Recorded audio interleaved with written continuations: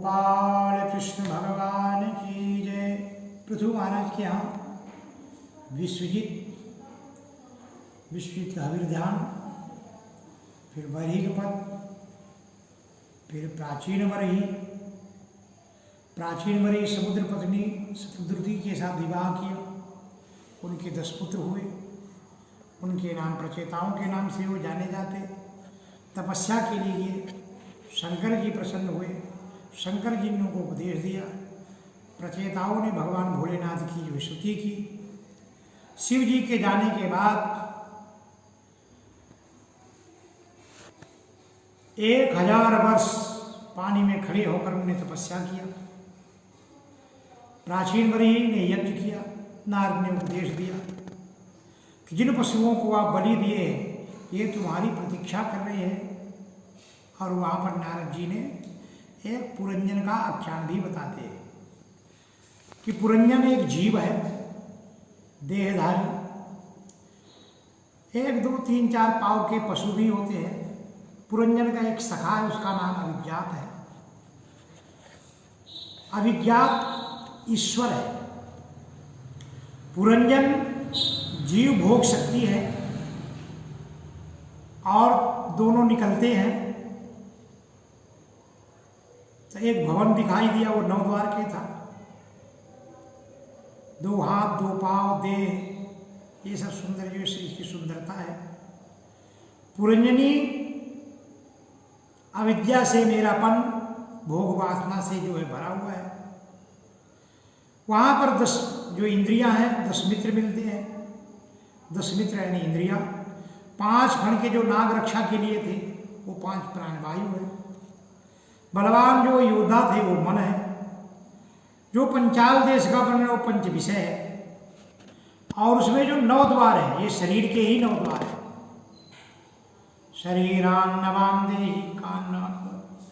तो अगर एक गेट खुला रह जाए तो चोरी हो जाती है। तो शरीर में तो 9 द्वार है, तो कितना सतर्क रहना चाहिए। जब वहाँ जाते हैं उस बगीचे, घर के सामने जो बगीचा है, 5 बगीचे तो इंद्रियों के विषयों के द्वारा उत्तेजित है। 6 वैश्य कुल है जो 5 इंद्रिया और 1 मन है। बाजार जो है कर्मेंद्रियों की क्रिया शक्ति है, जो क्षणिक कारण है। स्वामिनी है, बुद्धि शक्ति है। प्रकृति मार्ग है, कर्म कांड, विविध मार्ग है, उपासना मार्ग है। इस प्रकार के मार्ग है। पत्नी जब बीमार पड़ती है तो उसके वियोग में पुरंजन भी जो है मरता है। उसकी आसक्ति में शरीर छोड़ देता है। पत्नी के वियोग में मरता है। स्त्री योनि पर जाके जन्म लेता है। विदर्भ नगरी में पांडव नरेश से वहाँ विवाह होता है। मलयध्वज 1 कन्या 7 पुत्र। वृद्धावस्था में मलयध्वज मरता है। विदर्भ कुमारी शोक करती है। पुराना दोष फिर से आ जाता है और अपने आप को उसकी पत्नी मान बैठता है। संगत के कारण ये दशा हुई।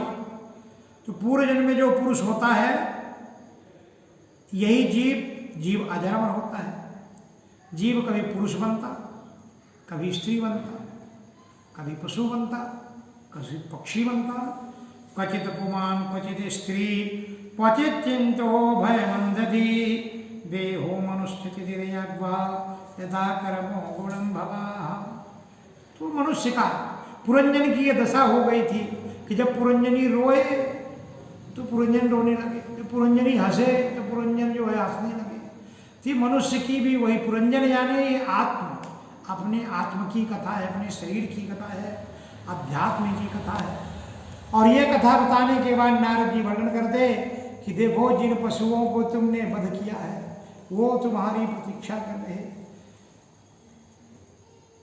बोलते हैं देखो मैंने नहीं वध किया था, ये तो मेरे को ब्राह्मणों ने बताया था कि ऐसा ऐसा करो, इसलिए मैं इस प्रकार का किया था। प्रभु मेरे को जो है मुक्ति बता दो। अरे तुम्हारे ये पशु पक्षी सब तुम्हारी प्रतीक्षा कर रहे, जिनके मार के तुम खाए हो ना, तो वो तुम्हारी भी प्रतीक्षा कर रहे। भगवान 3 मार्ग जो है नारद जी को 3 मार्ग बता देते। जीव की मुक्ति बहुत शार्ट में, दया सर्वभूतेषु संतुष्टा येन केन वा, हर जीवों पर दया रखना, जो मिला उसमें संतुष्ट रखना, सर्वेन्द्रियोपशांताय, अपनी इंद्रियों को शांत रखना, तुष्यंतो जनार्दना, भगवान इसी से जो है प्रसन्न हो जाते हैं। गोपाल कृष्ण भगवान की जय। अभी तो जो है सुखदेव जी से राजा परीक्षित प्रश्न करते, महाराज एक पुत्र की तो कथा हमने सुनी, प्रियव्रतो महान प्रियव्रतो भागवतो आत्मराम कथम मुने गृहे रमता जनमूल कर्मबंधम पराभव। आपने मेरे को कथा सुनाई थी कि मनु महाराज के 2 बेटे थे, प्रियव्रत उत्तानपाद। उत्तानपाद की कथा आपने सुनाई, लेकिन प्रियव्रत महाराज उनका चरित्र क्या है? सुखदेव जी वर्णन करते, प्रियव्रत भगवान के महान भक्त थे, भगवत भक्त थे, आत्माराम थे, है ना। आत्मारामं कथा में मनुष्य को अपने स्वरूप की विस्मृति जब हो जाती है तब जीव वो कर्म बंधन में बंध जाता है। संदेह है कि घर में रहकर क्या मुक्ति नहीं होगी? घर में रहकर भी जीव की मुक्ति हो सकती है, हो ही जाते हैं। अब जो है एक दिन नारद जी वहां पर जाते हैं जहां पर प्रियव्रत तपस्या कर रहे थे, वहां नारद जी जाते हैं। उस समय ब्रह्मा भी आ जाते हैं और दोनों मिलकर प्रियव्रत को समझाते हैं, बेटे प्रियव्रत, तुम्हारे पिता मनु महाराज, तुम्हारा दादा तो मैं ब्रह्मा हूं, हम भी तपस्या करते हैं और तपस्या करने के बाद भगवान जब प्राप्त होते हैं हम भी उनकी आज्ञा का पालन करते हैं, जो उनका उपदेश मिलता है, जो आदेश मिलता उनका ही पालन करते हैं। देखो, अव्यक्त ईश्वर सब कुछ देता है, सदा के लिए देता है। परमात्मा किसी में किसी को कम नहीं रखता। भवाय नाशाय च कर्म कर्तुम शोकाय मोहाय सदा भवाय सुखाय दुखाय च देह योगम अव्यक्त दिष्टम जनतांग धत्ते। तो जो अव्यक्त ईश्वर है हर शरीर को सब कुछ देता है, जन्म मरण शोक मोह भय सुख दुख भोग, ये कर्म करने के लिए जीव सदा धारण करता है। रस्सी से नथा हुआ जैसे पशु बोझ ढोता है, उसी प्रकार से कर्म के बंधनों से बंधा हुआ जीव ये गृहस्थ आश्रम के बोझ ढोता है। मुक्त पुरुष प्रारब्ध को भोग मानता है, भगवान की इच्छा से शरीर धारण करता है, भगवान से कुछ भी नहीं मांगता। इसलिए शत्रुओं को जीत करके भगवान के चरण में लीन होना चाहिए। संसार में दूसरा कोई शत्रु नहीं है। ब्रह्मा जी स्वयं उपदेश करते, शत्रु कौन है? काम क्रोध मोह लोभ मद मत्सर, ऐसे 6 शत्रु हैं। इस 6 शत्रुओं को जीत करके भगवत प्राप्ति आदमी कर सकता है। भूमंडल की रक्षा का भार प्रियव्रत को जो है ब्रह्मा जी समझा बुझा करके प्रियव्रत को भार दे दिया और शंभुवन अपने उस पद से मुक्त हो गए। एक बार प्रियव्रत ने देखा कि आधे में सूर्य का प्रकाश तो पड़ता है और आधे में अंधेरा रहता है। उसने ज्योतिर्मय रथ में चढ़ करके जो है इस पृथ्वी की 7 प्रदक्षिणा मारी तो 7 द्वीप और 7 सागर हो गए। ऐसा ज्योतिर्मय रथ था कि जिस रथ में जो लीक जो पानी नीचे दब गया, पानी भर गया, वो सागर हो गया और जो ऊपर की जगह है वो द्वीप हो गया। भगवान की कृपा से भूख प्यास सारी इंद्रियों को उनने जीत लिया था। प्रियव्रत जैसे भगवान के सिवा, प्रियव्रत इतने भगवान के भक्त थे, उनके अलावा कोई इस प्रकार की भक्ति नहीं कर सकता था। प्राणियों की सेवा करना, उल्टे सीधे कार्यों को नरक समझना और देवलोक और मृत्युलोक सबको जो है एक समान, गलत कामों को नरक समझ लेना, ये उनकी भावना थी। उनके पुत्र हुए अग्रीद और अग्रीद के पुत्र यत्रा से जो है मोहित हुए। अग्रीद के पुत्र जो है फिर जो है राजा नाभि हुए, उनकी पत्नी मेरु देवी हुई। मेरु देवी से जो है राजा नाभि के पुत्र ऋषभ देव हुए। ऋषभ यानी श्रेष्ठ दिवस, जो अजब नाम खंड से ऋषभ देव के 100 पुत्र हुए। सबसे बड़े का नाम भरत, इसलिए इस अजनाभ खंड का नाम भारत खंड पड़ा। आज जो भारतवर्ष नाम पड़ा ये उनके नाम से जाना जाता है। इंद्र की कन्या जयंती से उनका विवाह हुआ और फिर भरत ऋषभ जी ने अपने पुत्रों को उपदेश दिया।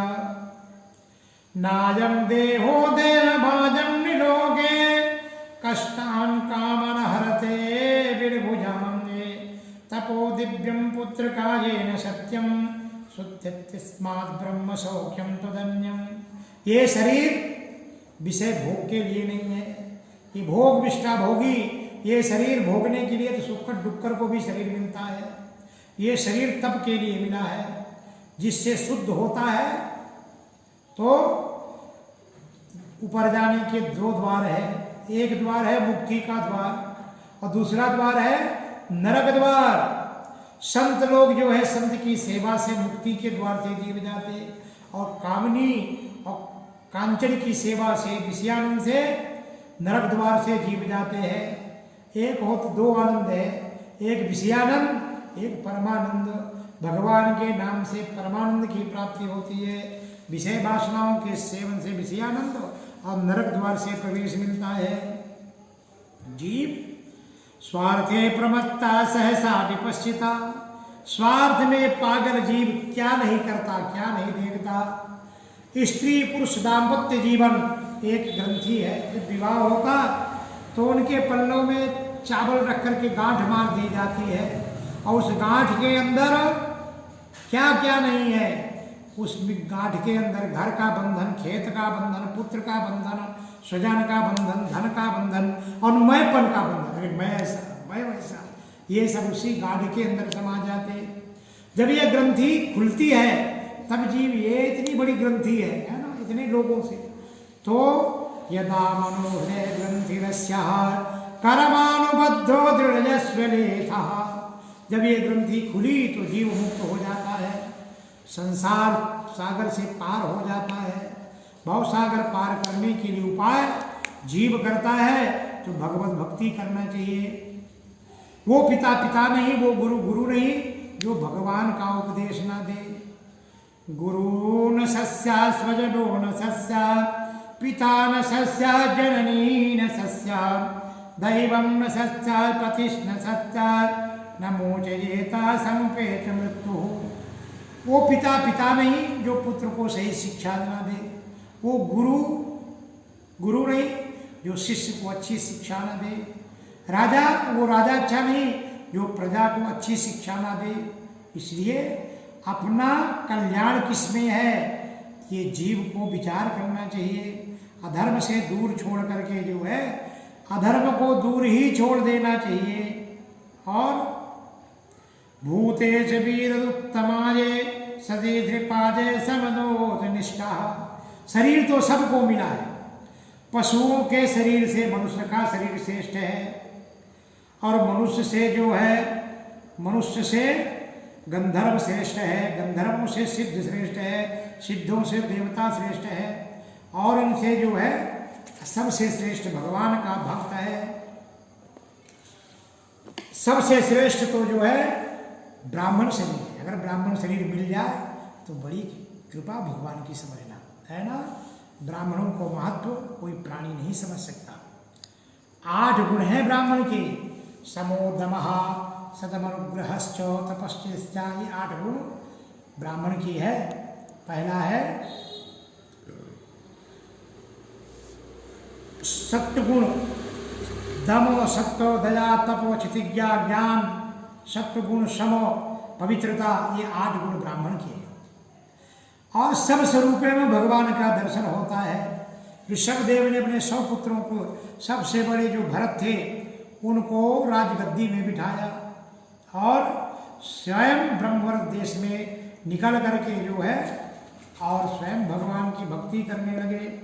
ऋषभदेव ने परित्याग किया, शरीर का परित्याग किया। इस शरीर का कोई भरोसा नहीं है, कर्मबंधन में जीव जो है बंधा रहता है।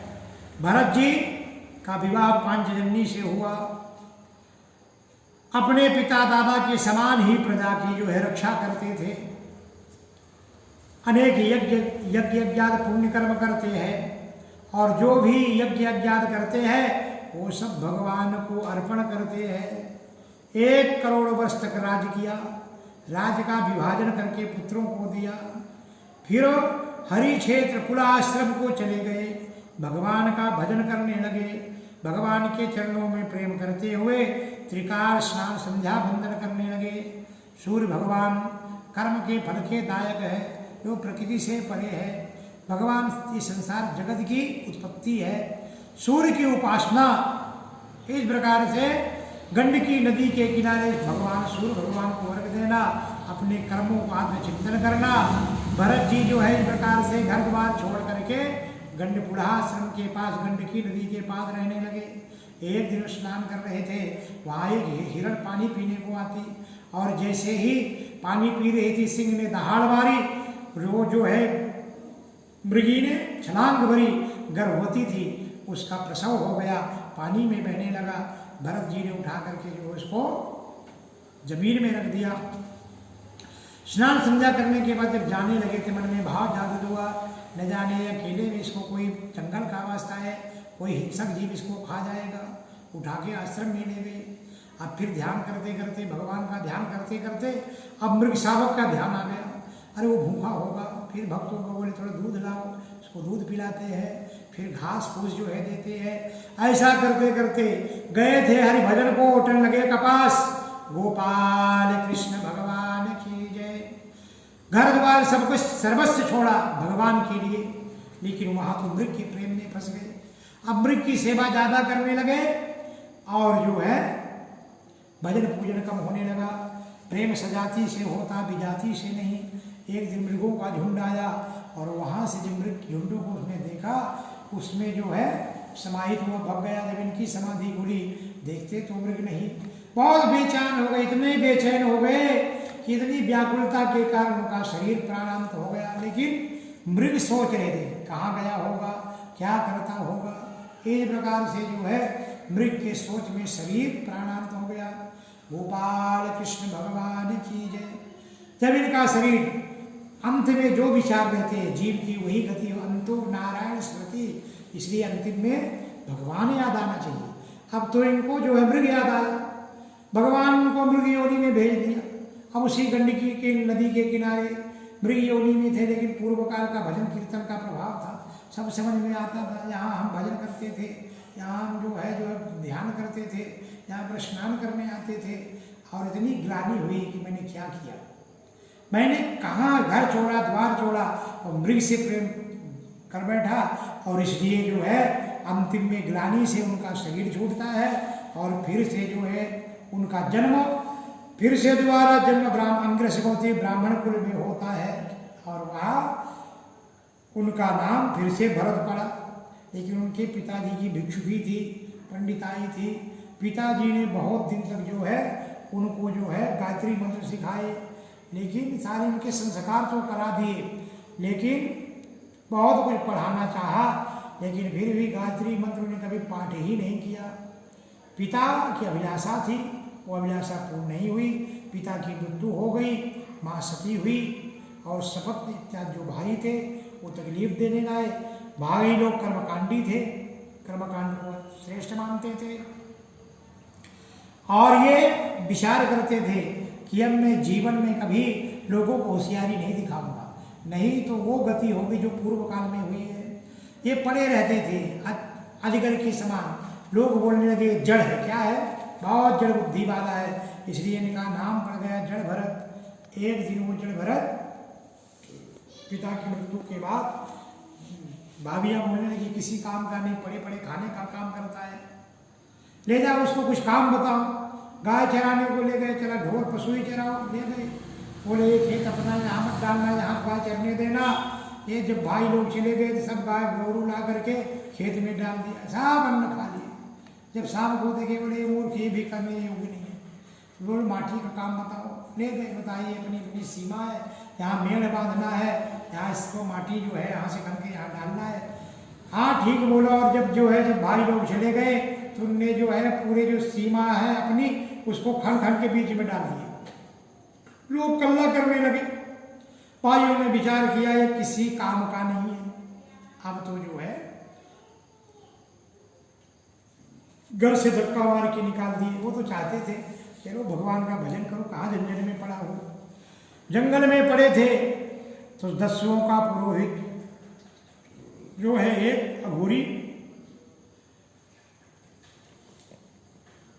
किसी को जो है संतान नहीं थी, उसने बोला कि कोई नर बलि दे दो तो तुमको संतान प्राप्ति हो जाएगी।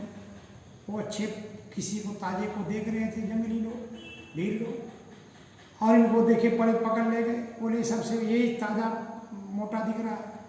देवी के सामने प्रकट हुए माँ भगवती। ये शरीर सबके चमड़ी का सब बनता, लेकिन मानव के चमड़ी का कुछ नहीं बनता, जूता भी नहीं बनता। माँ भगवती ये शरीर आपके काम में आए, यही मेरा वो भाग्य। अब खीर जिनकी पूजा की और अंतिम में जो है पूजा करने के बाद अब देखते हैं कोई बलि अंग भंग तो नहीं है। और जब वो जो है अघोरी जब उनको काटने को उठाता है खड़क, भद्रकाली प्रकट हो जाती है। बोल भद्रकाली माता की जय। और उसी समय मार के सबका संहार कर देती है। ये भगवान की जय, भगवती की जय जयकार करते हैं। बोल जगदम्बा माता